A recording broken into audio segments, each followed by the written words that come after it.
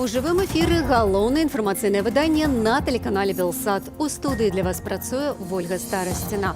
Улады не задаволілі заяўкі на правядзенне чарнобыльскага шляху. Сярод прычынаў назвалі адсутнасць дамовы з міліцыяй, хуткай і камунальнікамі. Нават маршрут нібыта не адпавядае закону. Пра іншыя падзеі грунтоўна распавядзем у аб'ектыве па-беларуску і без цэнзуры.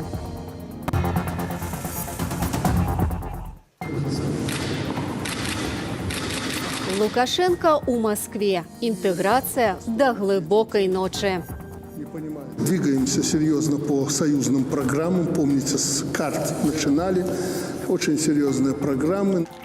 А тым часам Латушка зрабіў Тихановской прапанову уступить на посаду президента.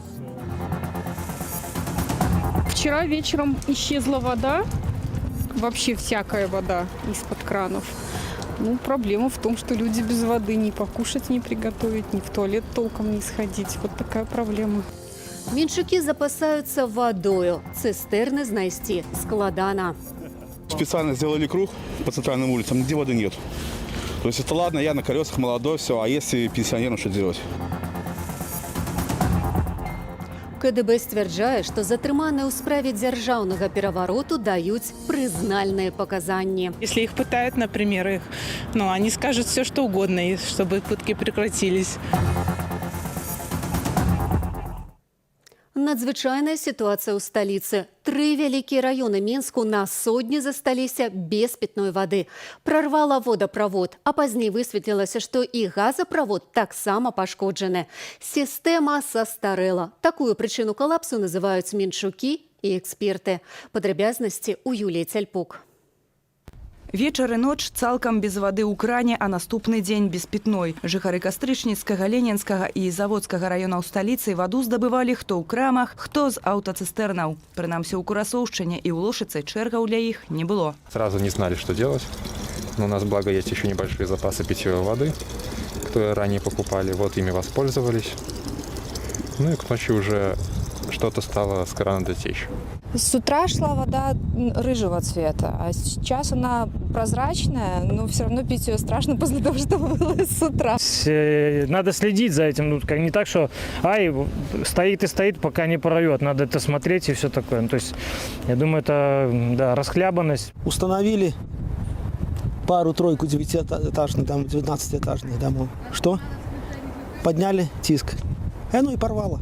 26 вадавозаў на Жукоўскага, Галадзеда, Прушынскіх, Ландара і іншых вуліцах будуць стаяць, пакуль эпідэміёлагі не сцвердзяць, што можна ўжываць ваду з агульнай сістэмы. Для маладых мамаў, людзей у сталым веку ці з інваліднасцю сітуацыя складаная, але неверагодныя менчукі умеюць дапамагаць. У тэлеграме стварылі чаты, праз якія арганізавалі дастаўку вады ў школы, дзіцячыя садкі і прыватныя адрасы. Працягваюцца аварыйна-аднаўленчыя працы на месцы пашкоджання трубы метровага дыяметру ля гіпермаркету «Грын» у Чыжоўцы. Увечары 21 красавіка вада тут заліла тэрыторыю паркінгу і праезную частку. На месцы працавалі супрацоўнікі МНС і аварыйнай газавай службы. У асобных дамах гэтага раёну знікла не толькі вада, але і газ. Менгарвыканкам не выключае, што віною механічнае пашкоджанне праз будаўнічыя працы на адной з пляцовак па вуліцы Убарэвіча. Калі не, то слабая якасць трубы. Другая версія – нізкія эксплуатацыйныя характарыстыкі металу, якія прывялі да паскоранага зносу трубаправоду. Рабіць выснову заўчасна, цяпер вывучаем сітуацыю. Канфіскавалі відэа з камераў гандлёвага цэнтру, размешчанага побач з месцам аварыі. Выкарыстоўваем яго дзеля высвятлення прычынаў здарэння. Чыноўнік абяцае аб'ектыўна разабрацца ў прычынах, каб не дапускаць такіх сітуацыяў надалей. Гучыць прыгожа, але выканаць такую задачу, асабліва вясною, будзе няпроста, кажа былы працаўнік водаканалу Валяр'ян Белы. Оттаивание замерзшего грунта, мерзлота идет вглубь в этот момент, она продвигается ниже, вверх оттаивается, и особенно в подвижных грунтах, в глинах идут подвижки.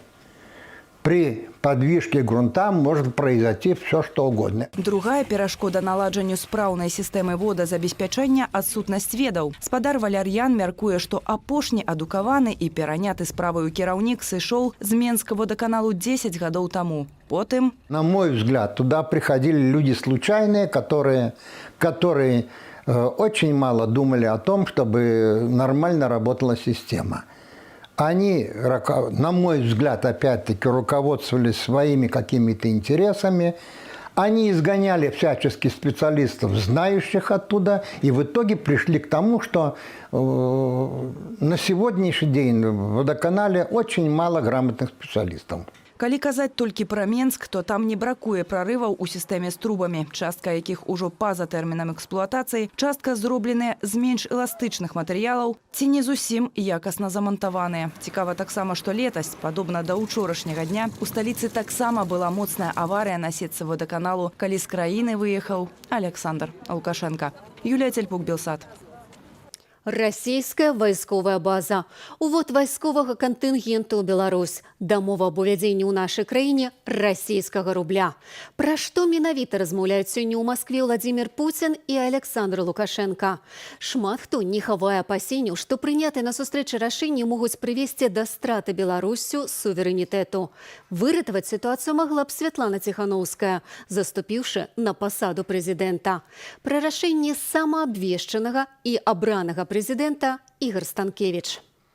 У Москву Александр Лукашенко прыляцеў прыкладна апоўдні. Яго сустрэлі намеснік міністра замежных справаў Расіі Андрэй Руденко і амбасадар Беларусі ў Расіі Уладзімір Сямашка. Наўрад ці знешнія выклікі будуць абменены ўвагай, мяркуючы па ўчарашняму выступу Пуціна. Гэта якраз тая тэма, якая таксама будзе ўздымацца. Ось, і мне здаецца, што нейкія матэрыяльныя пацверджанні, маючы на ўвазе нейкія грошы, нейкі рух рэсурсаў, да, магчыма, шмат чаго яшчэ, ён якраз ёсць на стале, і ёсць тут нешта абмяркоўваць. На пачатку афіцыйнай сустрэчы, якая пачалася о 17 гадзіне, Владзімір Пуцін папярэдзіў: неабходна абмеркаваць вострыя пытанні. Есть на злобу дня вопросы, которые надо усиливать просто, в том числе и безопасность, в том числе и оборона. Абмеркавалі расійска-украінскі канфлікт на Донбасе і магчымасць пераносу пляцоўкі трохбаковых перамоваў з Менску, далейшую працу ў бок інтэграцыі Беларусі і Расіі. Акцэнт будзе на эканоміцы, упэўненыя эксперты. Аднак яшчэ большая эканамічная залежнасць ад Расіі дасць магчымасць змусіць Менск да палітычных кампрамісаў. Москва, яна пераканалась, што просто палітычнымі метадамі або просто палітычным разгойдваннем сітуацыі гэтага замала, трэба трымаць Лукашенка за шыю менавіта грашыма. Таму і з пункту гледжання будучыні Беларусі, чым большая залежнасць эканамічная, тым меншая верагоднасць палітычнага маневру. Чарговая сустрэча ў Маскве выклікала бурную рэакцыю. У ёй пабачылі пагрозу незалежнасці Беларусі. Мы, беларусы, не паступімся сваім суверэнітэтам, заявіла Святлана Ціхановская. Цяперашняя палітычная сітуацыя вельмі трывожная. У хуткім часе мы можам стыкнуцца з неабходнасцю абараняць сваю незалежнасць. Чалавек, які дзесяцігоддзямі будаваў сабе рэпутацыю гаранта суверэнітэту, сам стаў прамой пагрозаю суверэнітэту. І гэта цалкам на ягонай адказнасці. Беларусь стала больш залежнай ад Масквы з пачатку масавых акцый пратэсту, а беларускі суверэнітэт і незалежнасць – галоўны клопат Вашынгтону, заявіла амбасадарка США ў Беларусі Джулі Фішер. Сёння дыпламат абвесціла, што застанецца працаваць у Вільні. У Менск дыпламатка прыехаць не зможа. Ёй не выдалі візу. Па сутнасці, гэтая дынаміка пратэстаў змяніла давер да рэжыму ў Беларусі. Я не веру, што якія-небудзь улады, я не веру, што любы ўрад, які не супярэчыць волі народу, што так відавочна ігнаруе волю народа, з'яўляюцца устойлівымі. Сябра каардынацыйнай рады Павел Латушка заявіў, што ў Крамлі могуць абмяркоўваць стварэнне расійскай вайсковай базы, уваход расійскага вайсковага кантынгенту ў Беларусь і ўвядзенне расійскага рубля. Зыходзячы з таго, што Лукашенко не з'яўляецца легітымным кіраўніком дзяржавы, не мае права прымаць такія рашэнні. Зыходзячы з таго, што абраным лідарам Беларусі з'яўляецца Святлана Ціхановская, і гэта прызнана шмат якімі краінамі, мы павінны, мне падаецца, павінны паставіць зноў пытанне і звярнуцца да Святланы Ціхановскай аб тым, каб яна уступіла ў пасаду прэзідэнта Рэспублікі Беларусь. У штабе Ціхановскай адказалі, што гатовыя адэкватна рэагаваць на сітуацыю з улікам абставінаў, а рашэнне аб заняцці прэзідэнцкай пасады ў запасе. Ігор Станкевич, Белсат. Камітэт дзяржбяспекі выставіў абвінавачанні 4 затрыманым у справе аб нібыта падрыхтоўцы дзяржаўнага перавароту і замаху на жыццё Лукашэнкі.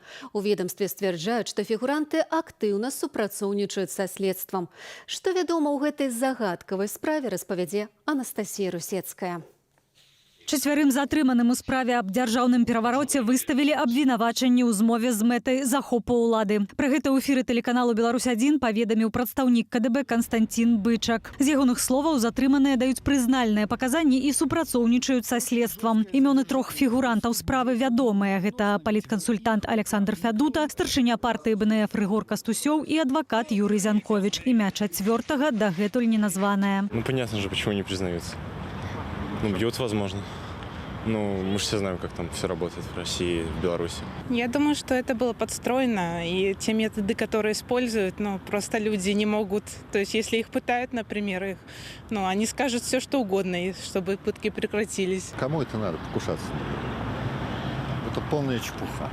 Пра актыўную супрацу са следствам мы чуем не ўпершыню. Прычынаю, на думку экспертаў, можа быць псіхалагічны або фізічны ціск. Прызнанні могуць мець і іншую падставу. Магчымасць таго, што ў прынцыпе людзі не адчуваюць, што яны рабілі нешта злачыннае, так як мы не ведаем дакладных доказаў, дакладных фактаў, так, па гэтай справе. Спробу нібыта дзяржаўнага перавароту ў Беларусі ды замаху на Лукашэнку быццам бы перадухіліла ФСБ супольна з КДБ Беларусі. Учора падзеі пракаментаваў прэзідэнт России Владимир Путин.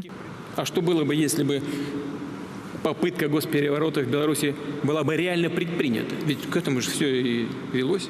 Сколько бы людей пострадало? Как складывалась бы вообще судьба Беларуси? Об этом никто не думает. Сведчанне Путина пра рэальнасць змовы, на думку палітолага Паўла Усава, можа прывесці да практычных крокаў, магчыма, у бліжэйшыя дні. Тады, конечно, вся гэтая аперацыя убудоўваецца і мае сваю логіку. Ёсць тэрарысты, ёсць спроба забойства Лукашенка і захопа Беларусі, а гэта азначае, што Расія мусіць нейкім чынам рэагаваць. А рэагаваць як? Рэагаваць тым, што ўводзіць вайсковы кантынгент у Беларусь і такім чынам бароніць незалежнасць, суверэнітэт і мир у Беларусі. Пра датычнасць Злучаных Штатаў Амерыкі да рыхтаванага замаху заявілі Александр Лукашенко і ФСБ России. У Белым доме гэтыя абвінавачанні абверглі. Сёння ж прадстаўніца МЗС России заявіла, што без ведама амерыканскіх спецслужбаў падрыхтоўка да перавароту хутчэй за ўсё праходзіць не магла. Для ўладаў галоўнае падтрымліваць вось гэты інфармацыйны шум вакол гэтай змовы, як унутры краіны, у тым ліку ў самой Расіі, так і за мяжой, то бок гэта інфаповад, інфашум, і чым больш людзей будзе пра гэта казаць, чым больш людзей будзе пад гэта падцягнута, тым лепей для ўлады. Фактычна гэта патрэбна дзеля таго, каб дэзарыентаваць людзей у Беларусі, каб перанакіраваць увагу на нейкія абсалютна абсурдныя рэчы. Фігурантаў справы затрымалі на мінулым тыдні. Рыгора Кастусёва ў Беларусі, Александра Фядуту і Юрыя Зянковіча ў Маскве. Затрыманым пагражае ад 8 да 12 гадоў зняволення. Анастасія Русецкая, Белсат. Следчы камітэт Беларусі абвесціў вышук трохразовую прызёрку Алімпіяды. Александру Герасіменю разам з выканаўчым дырэктарам фонду спартовай салідарнасці Александрам Апейкіным збіраюцца ўзяць пад варту. Іх вінаваціць у закліках да ўчынення дзеянняў, скіраваных на прычыненне шкоды нацыянальнай бяспецы Рэспублікі Беларусь, здзейсненых з выкарыстаннем сродкаў масавай інфармацыі і глобальнай камп'ютарнай сеткі інтэрнэт. Следства сцвярджае, што дзеянні Герасімені і Апейкіна нанеслі іміджавыя і фінансавыя страты Беларусі, падарвалі прэстыж краіны на міжнароднай і палітычнай арэне, дыскрэдытавалі кіраўніцтва спартовай галіны і дзяржавы. Спартоўцам пагражае да 5 гадоў пазбаўлення волі. Апублікаваў інтэрв'ю са Святланай Ціхановскай, парушыў заканадаўства аб медыях. За журналісцкую працу на галоўнага рэдактара баранавіцкага выдання «Інтэкспрэс» Уладзіміра Янукевіча склалі 2 адміністратыўныя пратаколы. А за нібыта заклікі да дзеянняў, якія шкодзяць нацыянальнай бяспецы, могуць распачаць і крымінальную справу. А пра тое, што сёння адбывалася ў судах, распавядзе Ірына Дарафійчук. Першае судовае паседжанне ў чарговай справе за абразу прэзідэнта адбылося ў судзе Першамайскага раёну сталіцы. Паводле следства, летась у верасні Вольга Насыр у тэлеграм-канале «Менск-97» размясціла каментары з выкарыстаннем ненарматыўнай лексікі ў дачыненні Лукашэнкі. Сидела на работе, в обеденный перерыв, получается, и подходит ко мне молодой человек, выхватывает телефон, вы обвиняетесь по такой-то, такой-то статье 368 оскорбление президента, сказали, собираетесь, вы едете с нами. Вот. Потом поехали домой на обыск, изъяли БЧБ флаг, ноутбук, естественно, телефон сразу же. У суде Вольга Насыр прызнала віну, аргументуючы ўласныя дзеянні эмоцыямі праз навіны, якія чытала ў той час. Происходящее в тот момент, после выборов президента, это многие люди были впечатлены этими происходящими событиями. То есть много негативной информации появлялось в сети, и все видели, что происходит. Вот, поэтому тут суд должен был опираться на то, что в каком состоянии она была, когда писалась комментарии. Абвінаваўца Ганна Лапянок запатрабавала для Вольгі Насыр пакарання 1 год хатняй хіміі. Прысуд у справе суддзя Максім Трусевіч мае абвесціць заўтра. За іншы каментар пра тагачаснага міністра ўнутраных справаў Караева 48-гадовага Дмітрія Пашкевіча пакаралі 4 гадамі хатняй хіміі ды прымусовым лячэннем, бо мужчына мае псіхалагічныя асаблівасці. Справу ў судзе Ленінскага раёну разгледзела суддзя Марына Запаснік. У суде Маскоўскага раёну працягваецца пачаты тыдзень таму разгляд справы Андрэя Санчука. Палітзняволенага барабаншчыка судзяць адразу паводле некалькіх артыкулаў крымінальнага кодексу за арганізацыю і падрыхтоўку да ўдзелу ў масавых беспарадках. Я так и не поняла, за что человека хотят вообще судят, по какой причине его судят, потому что никаких вообще нарушений я просто не увидела. Указки лазерные вменяют, что он не пользовался, они у нас запрещены законом, эти указки. В гараже лежала пиротехника, она у нас запрещена. Андрэя Санчука затрымалі ў лістападзе разам з групаю барабаншчыкаў, якія сталі адным з сімвалаў пратэставых маршаў. Справу разглядае суддзя Таццяна Пірожнікава. Не спыняецца ціск на журналістаў. Раніцай у горадні быў затрыманы фотограф Валер Юдзін. У кватэрах журналістаў і офісе Светлагорскай медыякампаніі «Ранак» дэпартамент фінансавых расследаванняў правёў ператрусы. А пінская паліцыя затрымала менскіх журналістаў-фрылансераў, фотографа Іллю Маліноўскага і аператара Максіма Гарчанка. Ужо другую крымінальную справу за фінансаванне беспарадкаў завялі супраць кіраўніцы дабрачыннай арганізацыі «Палеская дабрыня», жыхаркі Пінску Алены Шымолінай. Берасці з яго карагоднай і пінскай справамі увогуле застаецца лідарам у краіне. Са жніўня тут завялі 349 палітычна матываваных справаў. Пераважна за арганізацыю масавых беспарадкаў і ўдзел у іх. Праваабаронцы адзначаюць, што ажно траціна ўсіх палітзняволеных жыхары Берасцейшчыны. Ірына Дарафейчук, Белсат. Амаль 2000 чалавек затрымалі падчас учорашніх акцыяў салідарнасці з Алексеем Навальным, што прайшлі ў дзесятках гарадоў Расіі. Найбольш жорстка людзей затрымлівалі ў Санкт-Пецярбурзе, Уфе і Казані. Падчас хапуноў паліцыянты ўжывалі электрашокеры ды слезацечны газ. У Маскве, дзе на акцыю выйшла згодна з рознымі ацэнкамі ад 6 до 18 тысячаў чалавек, паліцыя перакрыла Манежную плошчу і падыход да будынку Дзярждумы. Прыхільнікі Навальнага, які адбываюць турэмны тэрмін у калоніі ва Владзімірскай вобласці, патрабуюць дапусціць да палітыка медыкаў. За дзень да пратэстаў Навальнага перавялі ў шпіталь у іншай калоніі, але дактароў да яго так і не пусцілі. Ён 23 дні трымае галадоўку. У адказ на недружалюбныя дзеянні Беларусі Украіна ўвяла абмежаванні на пастаўку з нашай краіны аўтобусаў і іншых транспартавых сродкаў, а таксама распачала антыдэмпінгавыя расследаванні о продажах беларускай прадукцыі ва ўкраіне. Доўгі час палітычнага канфлікту ён даецца ў знакі ў выглядзе эканамічных рашэнняў. З аднаго боку, Кіеў і Менск абменьваюцца колкасцямі, з другого боку, такая ситуация, она стварае вельмі сприятлівыя умовы, но тут якраз уже эканамічны бок пайшоў, для лоббізму пэўных рашэнняў по абароне рынку або по забароне по абмежаванню канкурэнцыі з боку украінскіх гульцоў. На ўвоз беларускіх аўтобусаў і цяжкавікоў уводзіцца мыта памерам 35% ад мытнай вартасці пастаўкі. Раней большасць відаў гэтага транспарту пастаўлялася ва ўкраіну увогуле без мыта. Як паведамілі ў міжведамаснай камісіі, абмежаванне ўводзіцца ў адказ на стварэнне ўрадам Беларусі штучных бар'ераў для ўвозу з Украіны колавых транспартных сродкаў і няроўных умоваў для ўдзелу ў дзяржаўных закупках. Нагадаем, раней мэр Львова Андрэй Садавы адмовіўся набываць для гораду аўтобусы МАЗ. Ён патлумачыў гэта як палітычнымі прычынамі, гэтак і неабходнасцю падтрымаць айчыннага вытворцу.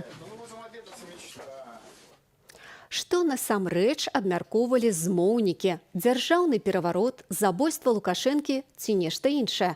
Даведаемся з першых вуснаў. Удзельнік гутарак псіхіятр Дмітрый Шчыгельскі распавядзе падрабязнасці Уладзіміру Мацкевічу. Глядзіце размову адразу пасля аб'ектыву. У мяне ж на гэтым уся інфармацыя. Да сустрэчы ў эфіры.